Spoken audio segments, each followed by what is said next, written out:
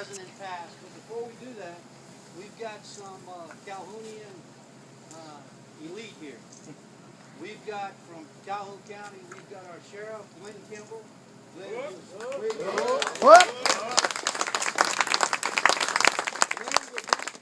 in the whole exercise. Last year we were able to stage vehicles. They let us do the same thing this year. We also have Captain Emery Godwin with the Sheriff's Department. So we just want to thank both of you guys for all the commitment that you guys continue to give us when we come down to Blountstown. And just thank you for letting us be a part of this community. The second thing, we've got Mr. Ralph Yoder, which is our superintendent of schools. The medical mission that we pulled off this morning that you guys all took place in, we could not have done it without the use of that facility and the commitment that we got from Dr. Williams. So thank you very much, Mr. Williams. Thank you. Rodney Smith, which is our chief of police, he was the one that donated all the pork. And I don't know if you haven't had a chance to try it. It was awesome. He was also a role player, played a couple different roles for us, and we just appreciate his support. For all the kids that were there today, and a lot of the role players throughout the whole exercise, Sarah Mills was instrumental in lining that up. Thank you. Thank you.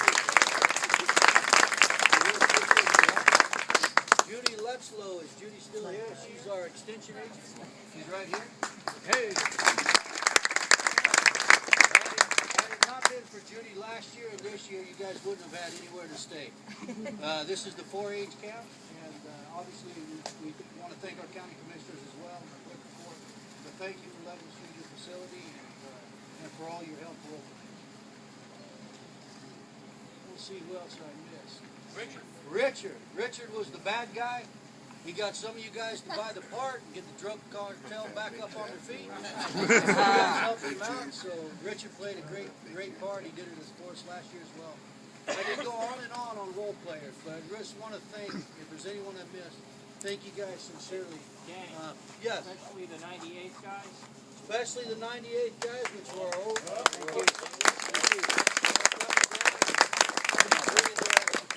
What about that crazy woman that was at the...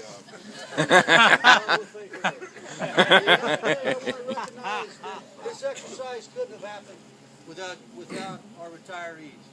Spent many years in the 350th and the 361st prior to that. So I'd like to recognize Colonel Reed Smith. Thank you very much.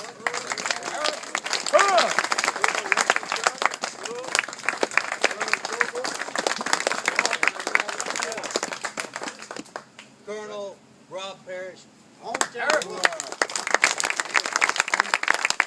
that, I just want to thank you before we go back and finish eating. I would like to turn it over to Colonel Black, G3. Let's give a big hand for Danny Hatt.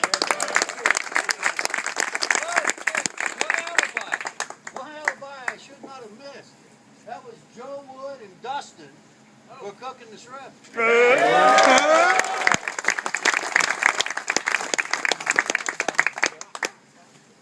Hey, I'm Colonel Mark Black. I'm the G3 350 CA Command. And on behalf of Brigadier General Promoter McQueen and CSN Gray, they couldn't be here tonight, but they wanted me to pass along their heartfelt thanks and their appreciation, all right, for everybody standing here. In particular, the Commanding General wanted me to recognize several groups of folks. First, all of the citizens of Blountstown, Calhoun County, all our city officials that are here, we owe a great debt to you. The training that was conducted these last 3 days, you cannot replicate it on federal property. You cannot replicate it in a classroom. What you were able to provide, the realism that you provided, again, was invaluable to our soldiers. So on behalf of the Commanding General and all the soldiers standing here, we want to say thank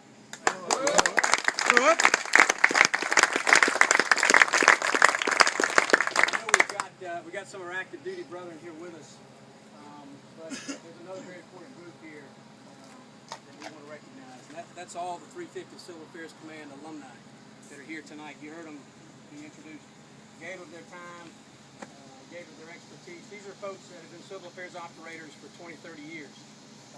They come back because they love this unit and they love these soldiers. They believe in the mission.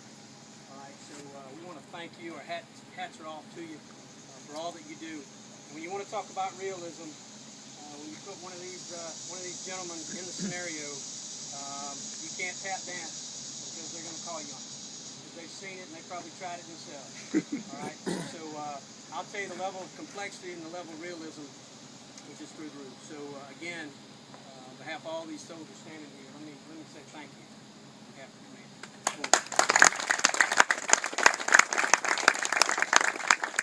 Last but not least, CG wanted to offer his thanks, appreciation to all the officers, NCOs, and soldiers that are standing here. You don't see this kind of training event every day. We are very blessed to have some great folks in our formations that were able to plan this, coordinate it, execute, and assess it. So we are the beneficiaries of that. We are better soldiers, we are better operators because of what we've been able to do here. So I know everybody's anxious for the ambassador's brief tomorrow morning, so we can load up and start our move back to our home station. But remember, the mission's not over. We close on that home station and count for everybody's safety. But again, my hat's off. This is my first year participating here, and just amazed at every turn. All right, and the situations that you were put into, how resourceful you were. Some of the teams that were here came together for this exercise.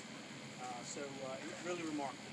Really remarkable. So my hat's off to you, and many thanks. Safe travels tomorrow. Sir, I got a couple alibis. Go right ahead. Go right ahead. Thank you. None of this, thank you, sir. None of this would happen without Major Nunemaker. Nunemaker! Nunemaker is the driving force, and he tasks everybody. And when we were coming down here, he kept saying, "Sir, can you get the county to do this? Can you get the county to do this?" He said, "Nunemaker, we're here as guests. Quit tasking the county." So he's made this whole thing work. We've got several veterans out with us tonight as well. We've got Jim Stefano. He played the deputy mayor. He was also in the 82nd Airborne Division. We were in the privates together. Hey, My stepfather, Donnie O'Brien, Vietnam vet. Whoa. The one that I want to recognize all of them, but the one that I really would like to speak this a second on is Mr. Rufus Pitts. Mr. Rufus Pitts was a Korean infantry soldier, and some of you guys have been talking to him. He's an absolute hero. Shot in the head. When a fellow does his job, he's not a hero. Well, we appreciate Mr. Pitts.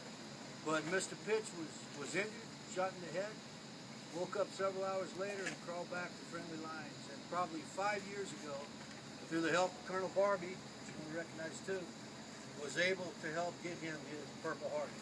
And Colonel Barbie and I had the distinction of pinning that on Mr. Pitts. So just a round of applause.